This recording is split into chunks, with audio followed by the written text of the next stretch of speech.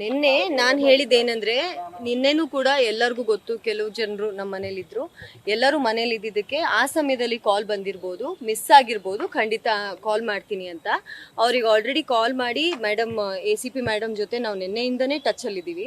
So ಅವರ ಜೊತೆ ಸಂಪರ್ಕದಲ್ಲಿ ನಾವಿಲ್ಲ ಅಂತ ಅಲ್ಲ, ಆ ಸಮಯದಲ್ಲಿ ಎಲ್ಲರೂ ಇದ್ದಿದ್ದಕ್ಕೆ ಆ ಸಮಯದಲ್ಲಿ ಮಾತಾಡೋಕ್ಕಾಗಿಲ್ಲ, ಅದಾದ ನಂತರ ನಾವು ಮಾತಾಡಿದ್ವಿ ಅವ್ರ ಜೊತೆಗೆ. ಅದಕ್ಕೆ ಅವರು ಹೇಳಿ ನಮಗೆ ಧೈರ್ಯ ಕೊಟ್ಟ ಮೇಲೆ ಇಲ್ಲ ನೀವು ಕಂಪ್ಲೇಂಟ್ ಕೊಡಿ ನಾವು ಆ್ಯಕ್ಷನ್ ತಗೊತೀವಿ ಅಂತೆಲ್ಲ ಹೇಳಿದ್ಮೇಲೆ ನಮಗೆ ಸಿಸ್ಟಮ್ ಮೇಲೆ ಯಾವುದೇ ತರ ಡೌಟ್ ಇಲ್ಲ ಸರ್. ಆದ್ರೆ ಅವತ್ತಿನ ಪರಿಸ್ಥಿತಿಯಲ್ಲಿ ಗಾಡಿಯಲ್ಲಿ ಬರೀ ಹೆಣ್ಮಕ್ಳು, ಇವ್ರ ಗಾಡಿಯಿಂದ ಇಳಿದು ಸಹ ಇಲ್ಲ, ಆದ್ರೂ ಇಷ್ಟೊಂದು ಹಲ್ಲೆ ಮಾಡಿದ್ದಾರೆ. ಅದ್ರ ಮೇಲೆ ನಾವು ಅಲ್ಲಿ ಮುಂದೆ ಇದ್ದಿದ್ದ ಒಬ್ರು ಪೊಲೀಸ್ ಅಧಿಕಾರಿನ ಮೀಟ್ ಮಾಡಿದೀವಿ. ಅವ್ರು ಮೀಟ್ ಮಾಡಿ ಅವರು ಇಂಟ್ರೆಸ್ಟ್ ತೋರಿಸ್ತಾ ಇದ್ದಾಗ ಎಲ್ಲಿ ಧೈರ್ಯ ಬರುತ್ತೆ ಸರ್ ಪೊಲೀಸ್ ಸ್ಟೇಷನ್ಗೆ ಹೋಗಕ್ಕೆ? ಬೆಂಗಳೂರಿನಲ್ಲಿ ಕನ್ನಡಿಗರು ಬದುಕೋದೇ ಕಷ್ಟ ಆಗುತ್ತೆ ಅನ್ನೋ ಪಾಕಿಸ್ತಾನದ ಫೀಲ್ ಆಗ್ತಾ ಇದೆ ನಮಗೆ ಅಂತೇಳಿ ಪ್ರಸ್ತಾಪ ಮಾಡಿ. ಸರ್ ನಾವು ಕನ್ನಡ ಮಾತಾಡಿದ್ದಕ್ಕೆ ಅಲ್ಲಿ ಪ್ರಾಬ್ಲಮ್ ಶುರುವಾಗಿದ್ದು. ನಾವು ಮೊದಲು ಕನ್ನಡ ಇವ್ರು ಕೇಳಿದ್ರು ಯಾಕಪ್ಪ ಕನ್ನಡ ಮಾತಾಡಬಾರ್ದ ಅಂತ ಶುರುವಾಗಿದ್ದು.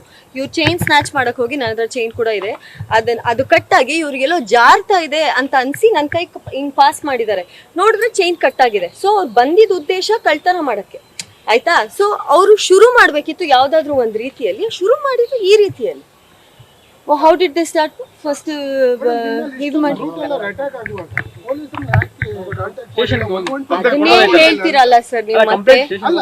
ಅದೇ ನಾನು ಹೇಳ್ತಾ ಇರೋದು, ನಮ್ಗೆ ಅಲ್ಲೇನೆ ಭೇಟಿ ಮಾಡಿ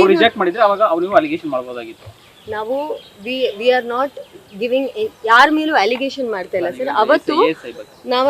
ಅವತ್ತು ಹೋಗಿ ಮೀಟ್ ಮಾಡಿದ್ವಿ, ಅವ್ರ ಕಡೆಯಿಂದ ನಮಗೆ ರೆಸ್ಪಾನ್ಸ್ ಕರೆಕ್ಟ್ ಆಗಿ ಬಂದಿಲ್ಲ. ನಾವು ಗಾಡಿಯಲ್ಲಿ ಬರೀ ಹೆಣ್ಮಕ್ಳಿದ್ವಿ, ಆಯ್ತಾ? ನಾನು ಇವ್ರಿಗೆ ಆ ಟೈಮಲ್ಲೂ ಹೇಳ್ದೆ ಹೋಗೋಣ, ಇವರು ಬೇಡ, ಈ ಸಮಯದಲ್ಲಿ ಬೇಡ, ಪರವಾಗಿಲ್ಲ, ಆಯ್ತು, no problem.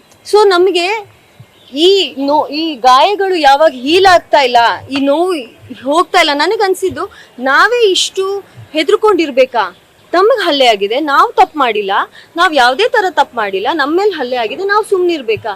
Let me put it out ಅಂತ ಹೇಳ್ಕೊಂಡು ಆಗ್ಲೂ ಕೂಡ ನಾವು ಕಂಪ್ಲೇಂಟ್ ಕೊಡಬೇಕು, ಇದು ನಾವು ಯೋಚನೆ ಮಾಡಿರ್ಲಿಲ್ಲ. ಈಗ ನಾವು ಎಲ್ಲ ನಮ್ಮ ಕಡೆ ಇಲ್ಲ, ನೀವು ಕಂಪ್ಲೇಂಟ್ ಮಾಡಿದ್ರೇನೆ ನೀವು ಒಬ್ರು ಪಬ್ಲಿಕ್ ಫಿಗರ್ ಆಗಿ ನಿಮ್ಮ ಮೇಲೇನೆ ಹಲ್ಲೆ ಆದಾಗ ನೀವು ಸುಮ್ಮನಿದ್ರೆ ಅದು ಚೆನ್ನಾಗಿರಲ್ಲ, ಒಳ್ಳೆ ಮೆಸೇಜ್ ಕೊಡಲ್ಲ ಅಂತ. ಸೊ ಅದಕ್ಕೆ ನಾವು ಬಂದು ಇವತ್ತು ರಾಜಕೀಯವಾಗಿ ತಿರುಗಿ ಪಡ್ಕೊಂಡ್ಬಿಡುತ್ತೆ ಅವತ್ತು ಕೊಟ್ಟಿದೆ ಅಂತ. ಆದ್ರೆ ನೀವು ಇವತ್ತು ಕೊಟ್ಟ ಮೇಲೂ ಕೂಡ ರಾಜಕೀಯವಾಗಿ ತಿರುಗಿ ಪಡ್ಕೊಂಡಿದ್ರೆ ನಾಯಕರೆಲ್ಲ ಅದಕ್ಕೆ ಸ್ಟೇಟ್ಮೆಂಟ್ ಮಾಡ್ತಾ ಇದ್ದಾರೆ.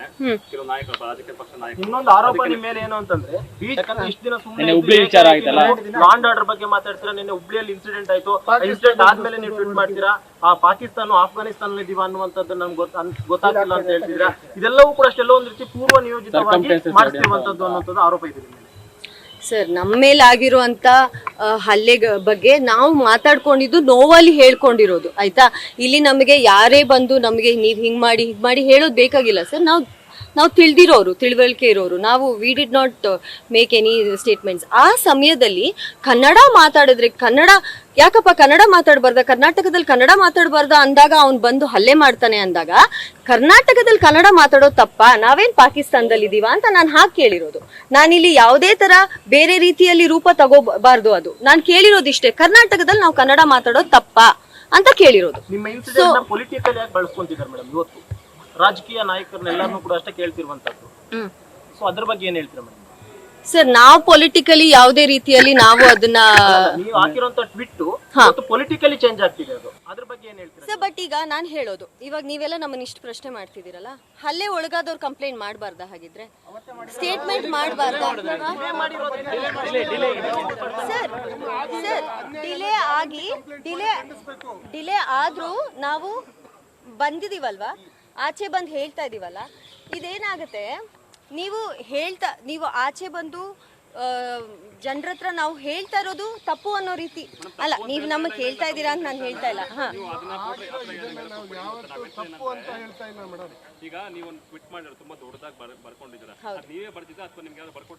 ನಾವೇ ಬರ್ದಿದ್ದು, ಅದ್ಯಾಕೆ ಬೇರೆಯವ್ರು ಬರ್ಕೊಡ್ಬೇಕು ನಮ್ಗೆ?